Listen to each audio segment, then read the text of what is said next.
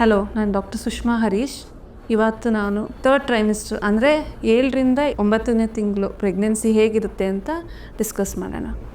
Usually baby growth ಆಗೋದು last 3 ಮಂತ್ಸಲ್ಲಿ ರ್ಯಾಪಿಡಾಗಿ growth ಆಗ್ತಿರುತ್ತೆ.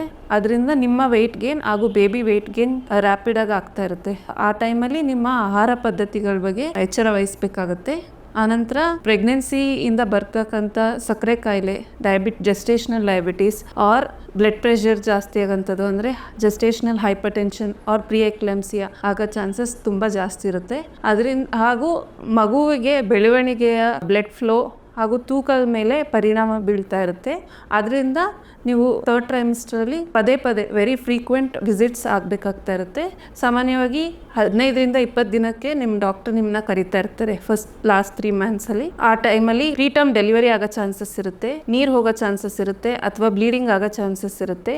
So ನೀವು ಲಾಸ್ಟ್ 3 ಮಂತ್ಸ್ ಅಥವಾ ಥರ್ಡ್ ಟ್ರೈಮಿಸ್ಟರಲ್ಲಿ ಬಹಳ ಎಚ್ಚರಿಕೆಯಿಂದ ಇರಬೇಕಾಗತ್ತೆ. ಬೇಬಿ ಮೂಮೆಂಟ್ಸ್ ಕೌಂಟ್ ಇಡಬೇಕಾಗತ್ತೆ ಹಾಗೂ ಫ್ರೀಕ್ವೆಂಟಾಗಿ ನಿಮ್ಮ ಡಾಕ್ಟರ್ನ ಕನ್ಸಲ್ಟ್ ಮಾಡಬೇಕಾಗತ್ತೆ.